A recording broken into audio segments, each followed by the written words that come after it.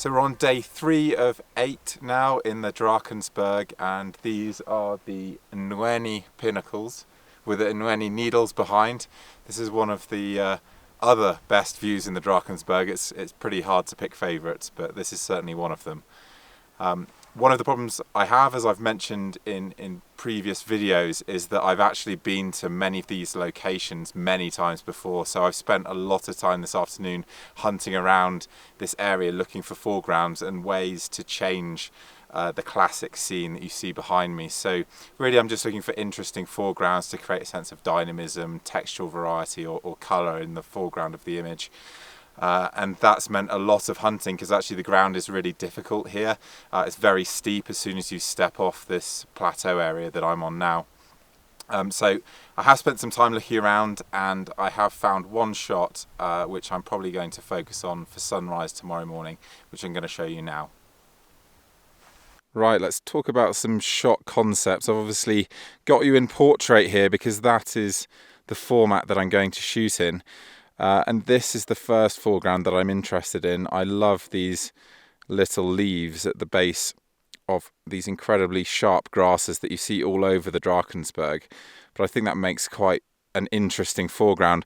And the lightness of the leaves is actually going to really help when it comes to sunrise, because the tops of the grasses are going to catch the light, because I'm actually pointing the camera directly into what will be the sunrise direction. So those grasses will be backlit and glowing, but below them in the shade they'll obviously be less in the way of light, and so having those brighter leaves is going to help make them a feature in the composition. So there's a few things that I want to think about here. Number one is this cliff on the right hand side. Too much cliff and you throw the shot out of balance. Secondly, I've got some grasses coming in on the left here. And thirdly, there's the position of the grasses relative to the pinnacles in the background. So this is quite an important one to get right. As I get closer, I generate a bit more perspective. And so maybe the final framing will be something like this. I do wish that those grasses on the left there didn't interfere with the pinnacle, and actually thinking about it, the background there is much better if I pan round a little bit. So actually that does move those grasses on the left away from the pinnacles. But then if you look at my foreground, the foreground is now empty on the right hand side. So on that bottom right hand corner there's some negative space where the rock is and those leaves end. So I want to move those leaves on the bottom left towards the right of the frame, and in order to do that I actually need to get closer again. So you can see something like this is probably going to be what I go for in the end, and the amount of sky I leave in will very much depend on the exact weather conditions we get tomorrow morning.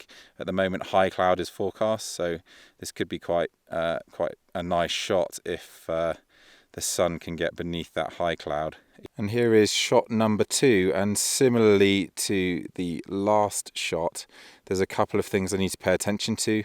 The cliff, just the same as in the previous image, but also this cliff coming in on the left here, this small plateau area, which actually is where that previous shot was taken from. So you can see the proximity of these two foregrounds. And you can also see the similarity. I mean, I'm working on a very similar concept here. And that's in part because if the light for some reason makes one shot preferable to the other, then I do have options. So it may well be that I end up just shooting one of these. Again, as I move the camera closer to the grasses, I can start to fill the foreground with those grasses. So perhaps I'll end up with the camera somewhere here. So that's quite good because I now have 2 shot ideas that I think are going to work pretty well for sunrise tomorrow morning. And having those early plans is hugely beneficial, particularly when you're working with light that is very transient. These sunrises here are lightning fast. The sun almost breaks the horizon vertically, so you do have to be prepared with your compositions. Sunset never really materialised, unfortunately, but I'm not too sad about that because I'm really looking forward to dinner and an early night in bed and a full night's sleep. I got up for stars last night, so I'm a bit short of sleep at the moment. And you do need full rest days really to make the most of the hiking experience out here. I've actually left my tripod set up just behind me there because the composition was quite tricky to tweak to get that right, and I don't really want to be doing that in the dark, so the tripod's there, and that's also going to mark my composition, which might not otherwise have been so easy to find. But yeah, I'm really looking forward to having something to eat and just chilling out properly this evening.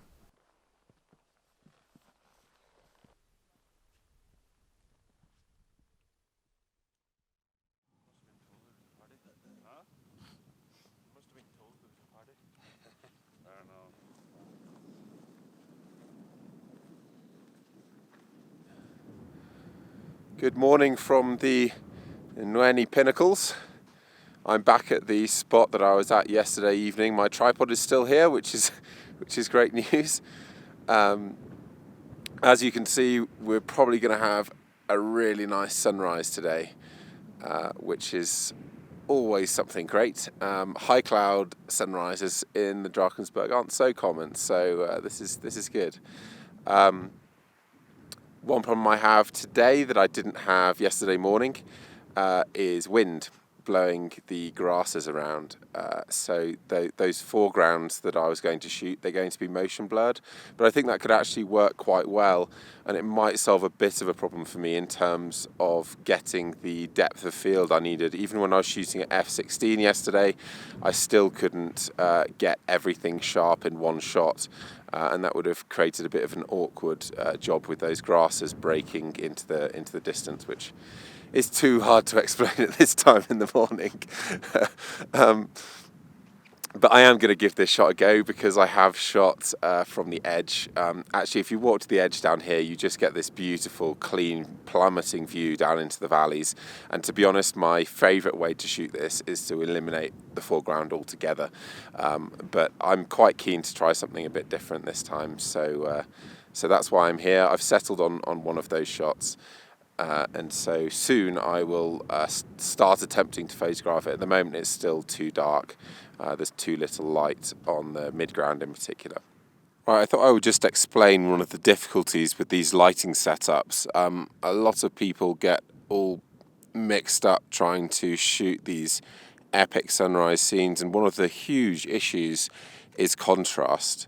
So whilst it would be easy here to shoot a silhouette, expose something like this, to get a balanced view of the entire scene that includes all of the detail you see here, requires a massive exposure bracket. And even if you can do that, it requires some skill to combine them in image editing so that the image actually looks realistic. So what you want when this kind of lighting setup is happening really is for it to be as balanced as possible. So long before sunrise you can get really rich colours in the clouds, which you could see when I did that earliest video. That colour has now been lost from the clouds to a large extent. And if I try to bring that colour into the clouds, i.e. exposing for the shadow areas in the clouds to lift some of the colour, and certainly there was a bit more colour earlier as well, you still have a problem with this relatively white area in the sky blowing out. And another issue is a lot of the brightness is concentrated on the horizon, so it's not spreading sufficiently overhead to light this foreground that you see here. So generally, as a sunrise progresses, the light will spread not just into the clouds on the horizon, but it'll spread up into the sky. And as it does, it provides fill light for your foreground, so you should be able to get a more balanced exposure. And in this particular case, you can now see reds starting to appear in the distance over there. And those reds are the sun catching the clouds directly. And that's going to give me a much more balanced sky from a contrast perspective, so I might be able to hold on to the highlights between the clouds, although if I do subtly blow them to white, that may not be an issue if they're a small enough area in the image. So this is a really difficult scene to shoot technically, and if you are a beginner trying to figure out how to get this sort of thing right, don't worry too much. It is very difficult. That's my setup, by the way, so you can see that I'm good to go. I could actually shoot over in this direction as well, which I didn't show you yesterday. But these cliffs over here are actually very nice indeed, and obviously they'll be sunlit, so I'm kind of torn because you can see this amazing structure in the cloud, and as the light catches the cloud there, I think this could actually be the better scene. And a little bit further down the slope there's some yellow flowers. You can see some of the guys down here.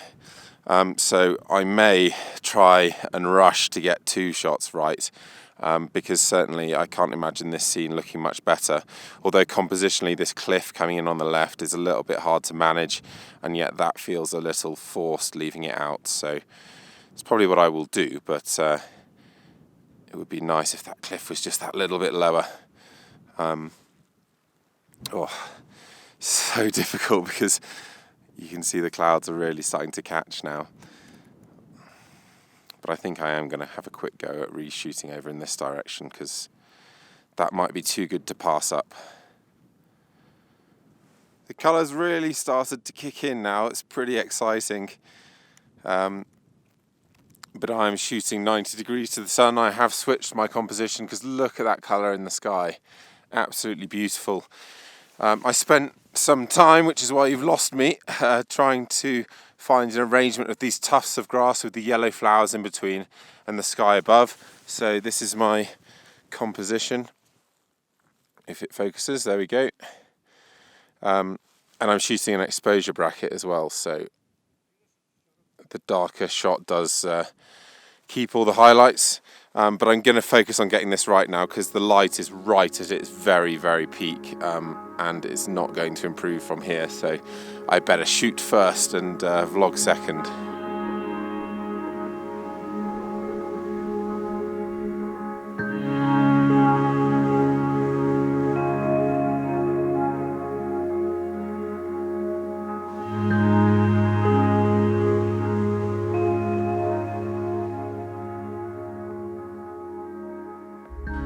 Now it's time for a quick horizontal image of the scene. I'm using a polarizer to enrich the colours. I'm just half using it just to darken the sky a little bit. But now it's time to go because the sun is rising behind the pinnacle over here. And so I'm going to go back to my spot where I was earlier, which is up here. Ooh.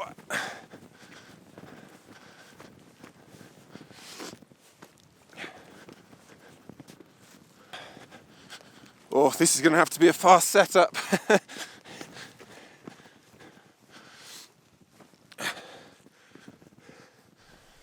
Unfortunately, I was just a bit too slow. To get those shots into the sun, you really have to be there as the sun is breaking the horizon here because it comes so intense so quickly. The sun's actually just dipped into a cloud now, but yeah, by the time I shot the image, the sun star had become pretty overwhelming.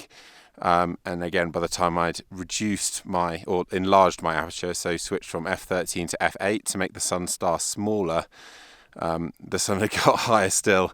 And so I don't really have a shot that I'm super happy with. I will show you the result because it's quite dramatic anyway, but I wish the sun star could have been a bit smaller.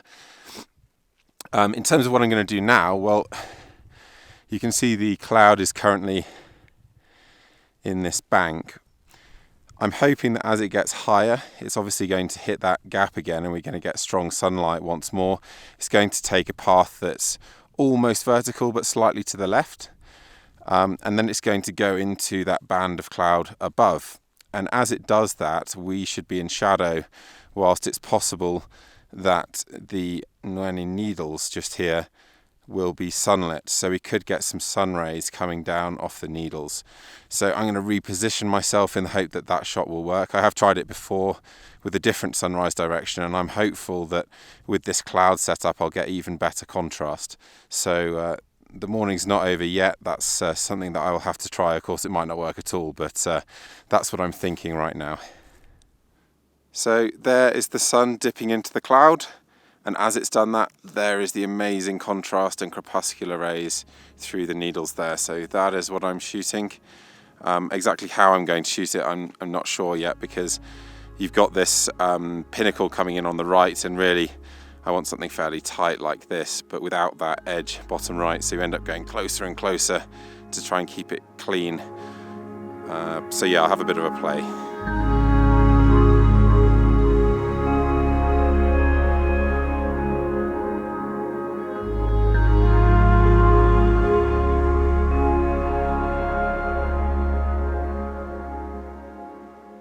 Sunrise is long gone now, but we're still shooting some abstracts or tighter images. So down into this valley, for example, I think this would be Pins Valley.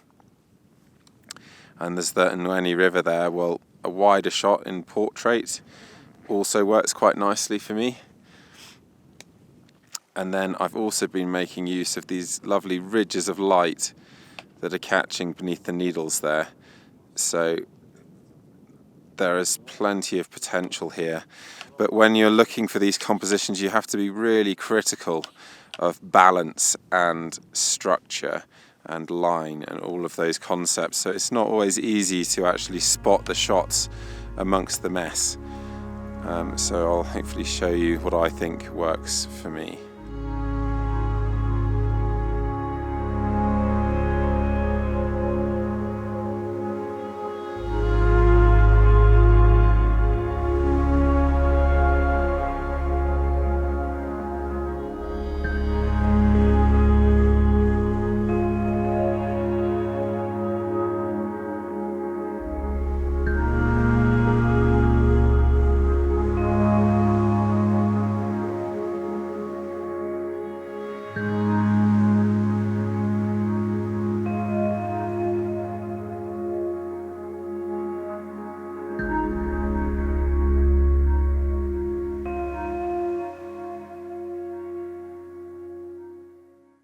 It's time to head back for breakfast and a coffee now. We've just spent some time shooting long lens images of the valleys down below as the sun's come up.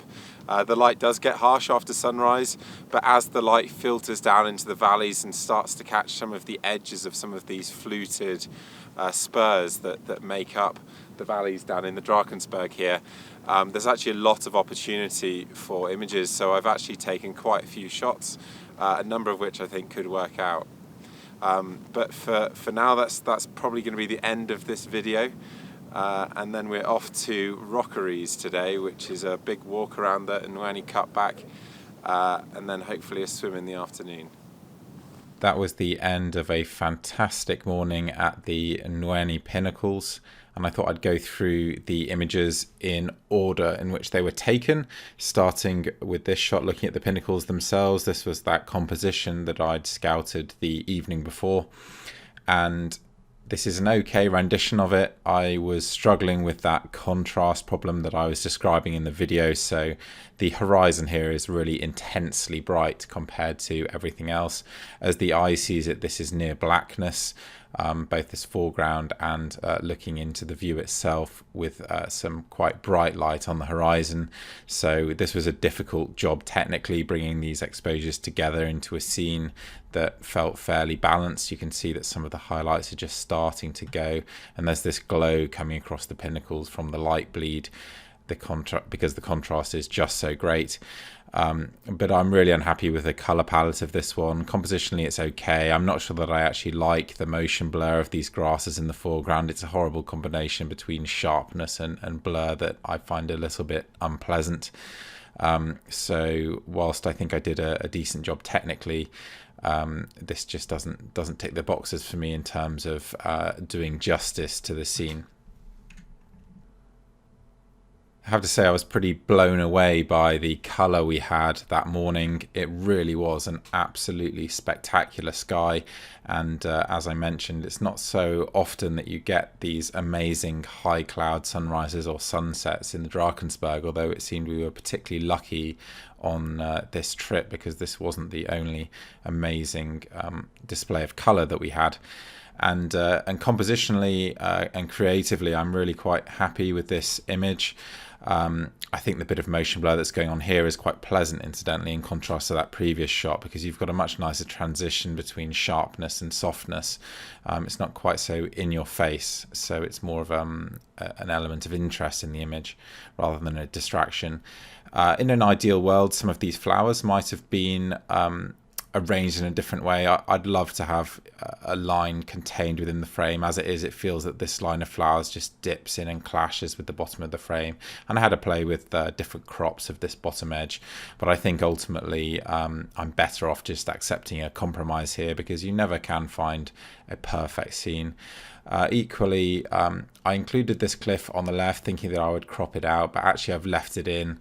I think having a subject like that right on the edge of the frame isn't ideal, but it also isn't that much of a distraction, and I think I prefer it there as opposed to cutting it out entirely.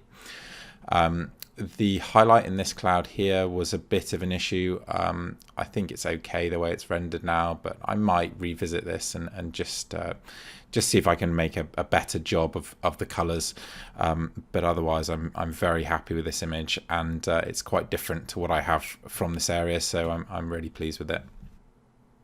The landscape version of the shot was taken when I was already happy with that portrait version, so I was really focusing on that portrait shot, and this was an optional extra. And again, I'm really pleased that I shot this. I think that creatively there's not much going on here. It's a straight illustrative view. You can see I've lost that cliff on the left, and it really would be distracting if it was in this frame because of the linearity of the horizon and cliffs. I think that would be a real clashing point if I included it in this particular shot. I think the colours are pretty beautiful, the way that they come together in this almost rainbow of colour, from greens and blues to reds and oranges and purples. It's a real kaleidoscope of colour, so it's a nice shot. The horizon is it's almost 50-50. It feels a little bit boring, but it's also beautiful, so I'll keep it. It may even end up in my portfolio just because I think it's nice and simple. This was the sunrise shot that I was too late for, and here you can really get an explanation of why I think this is too late. I mean, I know people love sun stars, and I used to love them a lot more than I do, but I think they can really overpower images sometimes, and this is a classic example. I mean, this sun star is so fierce and so contrasty that you lose everything behind it, really, and it becomes all about the sun star, which itself isn't particularly clean. You can see, although I've tried to clean it up, it's not particularly neat. It ends rather abruptly. It's too big, it's too strong. This area of highlights, I've tried to subtly recover detail, but ultimately you've got to let it blow to a degree, or it looks unnatural, and it's just all too much, this top portion of the image. If I'd captured the shot at the optimum time when the light was just breaking the horizon, then this star would be much nicer. It would be smaller, redder, less oppressive, and so the fill light that's coming in from the blue sky on these pinnacles would have helped them stand out more relative to the sun star, and there would have been a much better balance. But there you go. I mean, I'm very fortunate that I can go back to these places, so I may well try this exact composition again, because actually I'm quite fond of the composition, just not of my execution. And even if I had been there at the perfect moment, I've still got this problem with these grasses, and that texture to me is quite unpleasant on the eye. It's very distracting. So this is definitely not one that I will be looking at anymore. Simplicity is always something I'm looking for in my images, and that's what really appeals to me about this shot. In fact, I had a comment the other day from one of my workshop clients that it was nice to see me including foregrounds in my images, and it's true that often when I'm shooting vistas, I don't include foregrounds, and by doing that you forego some of the depth that foregrounds can provide. But to me, it's far more important to simplify your subject and start to create clean images that really resonate, because they have a simplicity that allows ideas to come through, or just the natural beauty of a scene, which is often what I'm aiming for myself with a more illustrative style. So this one, I'm just trying to reduce the shot to its essential elements, and it's all about this light ray coming through here, and to a lesser extent the light rays here on the left. I've let the sky blow out to white, and you can see there's actually a really nice highlight transition here from white into these bright highlights and into the midtones. So whilst it's often not ideal to let highlights blow out, particularly if the edge transition is horrible, sometimes it can look quite nice, and I think this is one of those examples. But I think what makes the shot work is this sense of geometry, particularly the way these peaks form some strong diagonal lines, almost archetypal mountain shapes. And those light rays just enhance that. And of course you've got all of these lines leading off the mountains, which all take lovely diagonal shapes. So that sense of repetition running through the image is a real strength of this particular scene, and it's certainly one that I will be dropping into my portfolio. This one I was also really thrilled with, just because of the rich greens, the variety of greens and the textures. So you can see here just a very brief patch of sunlight came through on this hillside, so that's brought out all of the yellows in the greens, whilst the rest of the scene is lit by the blue skies, so you get these appley greens. And that range of colour, all within a single colour, is really quite nice to see for me, particularly because the Drakensberg is so much about these lovely green valleys, these silky, velvety textures, the amount of repetition you get in these lines. So I'm always looking for these images, and this is one that I really like. One minor niggle I have is that there's no clear level here. You've got a diagonal river running through and lots of diagonal lines all coming off at different angles, and it makes it very difficult to judge where level might be. So I find it a little bit uneasy perhaps, if I was being critical, but otherwise I do quite like it. This shot was taken a little later on. You can see that the sun rays have gone from this angle to this angle as the sun has marched off to the right, which of course is something that you can entirely anticipate if you had the idea to get these rays running more vertically, for example. So it is beneficial to think ahead, because it starts to assist you in developing creative ideas of what might happen next, and help you to decide whether you want to go back to camp for breakfast, for example, or hang around for something different. And one thing that I really wanted to capture here was just these little ridges starting to catch the light. I love that little detail in this shot. And I was a bit worried actually that this area coming in on the right would spoil the image, would just be too strong. But actually I think it provides a reasonable footing for the shot.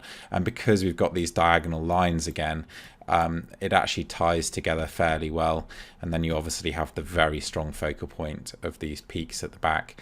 So again, this is a shot that could well end up in my portfolio, and I quite like the blue toning that's come through here.